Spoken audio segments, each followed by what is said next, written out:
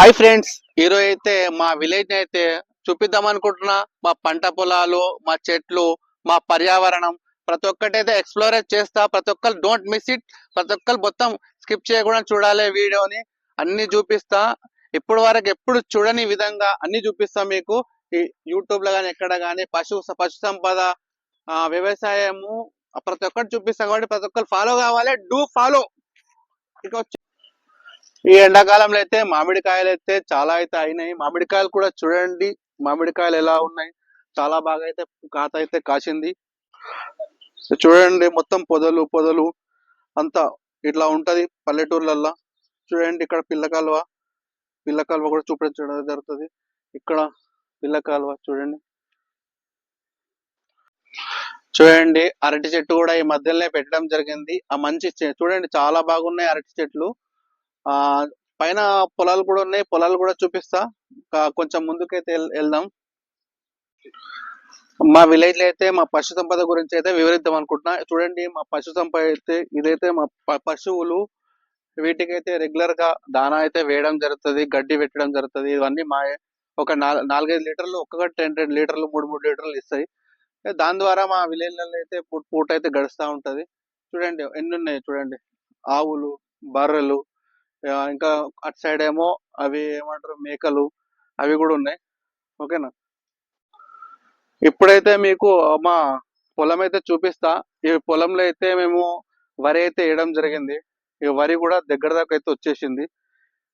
ఇంకా 2 నెలలు అయితే కోత అయితే కోయడానికి వస్తాయి.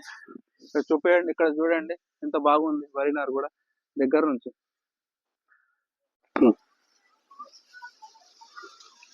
మా పొలం చూడండి. ఓకే, మొత్తం వరి పొలాలు ఉన్నాయి. మేము మొత్తం చూసుకున్నట్టే, ఇవన్నీ చూసుకున్నట్టే ఒక్కసారి చూపిస్తాం మీకు. చూడండి, మొత్తం వరి పొలాలే పెట్టేసినాము ఈసారి అయితే. ఎందుకంటే వరి వరి చాలా ఇంపార్టెంట్ కాబట్టి తినడానికి రెగ్యులర్ గా వరి అయితే పెట్టేసినాం. ఒకసారి చూడండి. ఇట్లా పొలాల మధ్యలోకి వెళ్ళి నడుస్తా ఉంటే చిన్న బాట అయితే ఉంటది. అప్పుడప్పుడు అయితే ఇట్లా జారి కూడా పడే అవకాశాలు ఉంటాయి. కాబట్టి కొంచెం జాగ్రత్తగా కూడా ఉంటాం మేము, చాలా జాగ్రత్త.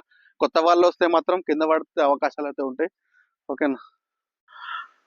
ఈ పంట పొలాలు అయితే ఇక్కడ విలేజ్ లో జీవించడం అంటే నాకు చాలా ఇష్టం. ఎందుకంటే స్వచ్ఛమైన గాలిని మేము పీల్చుకుంటున్నా. కాబట్టి నేను అదృష్టవంతునని నేనైతే అనుకుంటున్నా. ఈ పల్లెటూరులో అయితే ప్రశాంతమైన వాతావరణం, చల్లటి వాతావరణం. చూడండి, పట్టణాలలో ఉన్నట్టు ఏసీ కూడా ఎందుకు పనికిరాదు. చూడండి, పశువులు ఎంత బాగా నిద్రపోతున్నాయి. మా పశువులు అయితే అంత నీడ కూడా చాలా బాగుంది. చూడడానికి కూడా చాలా ఎంజాయ్మెంట్ అయితే ఉంది. ఇది కూడా మామిడి చెట్టు ఉంది, ఏదో కూడా కొబ్బరి చెట్టు కూడా ఉంది.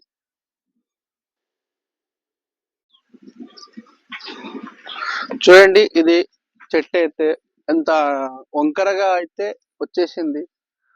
చాలా వరకు అయితే కాయలైతే అవుతాయి, చాలా తీయగా అయితే ఉంటాయి వాటర్. అంతే. చూడండి, ప్రశాంతమైన వాతావరణం అయితే ఉంది. ఇలాంటి చెట్లలో ఇలాంటి వాతావరణంలో ఉండడం అంటే నాకైతే చాలా ఇష్టం. మీకు ఎవరికైనా ఇష్టం ఉంటే మీరు కూడా ఒకసారి కాంబినేషన్ చేయండి, చెప్పండి. పశు సంపద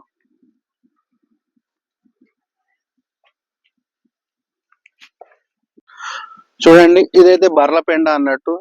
బర్రెలు వేసిన పెండ అయితే ఇక్కడ ఉండదు. మళ్ళీ ఇది తీసుకుపోయి మా పొలంలో వేస్తాము. ఎందుకంటే అది కూడా ఎరువులాగా పనిచేస్తుంది కాబట్టి ఆ విధంగా వేసేస్తాం అన్నట్టు. అయితే ఇప్పుడు వరి కోసిన తర్వాత మన గడ్డి అయితే ఇక్కడ చుట్టలు అయితే కట్టేసి ఇట్లా పెట్టేసినాం అన్నట్టు. ఎందుకంటే ఖరాబ్ కాకుండా ఎప్పటికీ సంవత్సరం వరకు పనికొచ్చేటట్టు, మళ్ళా 2 సంవత్సరాలు పనికొచ్చేటట్టు ఇక్కడ స్టోర్ అయితే చేసి పెట్టినాం బర్రెల కోసం. ఎందుకంటే మళ్ళీ తర్వాత దొరికాయి కదా అవి, అందుకని అట్లా పెట్టడం జరిగింది.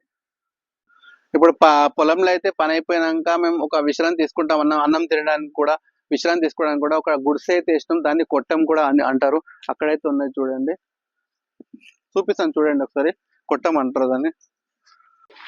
చూడండి సార్, వాటర్ స్టోరేజ్ అయితే ఇక్కడ పెట్టేసుకున్నాం మేము.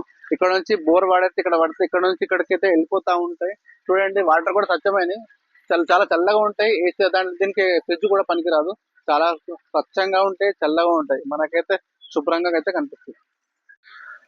ఇలాంటిది పారైతే తయారు చేసుకోవడం జరిగింది. ఎందుకంటే దీంతో పెండ తీయడానికి, ఇక్కడ కింద చెత్త కూడా పడుతుంది, అది క్లీన్ చేయడానికి అయితే వాడతాం అన్నట్టు. ఈ విధంగా చేస్తారు. ఓకే.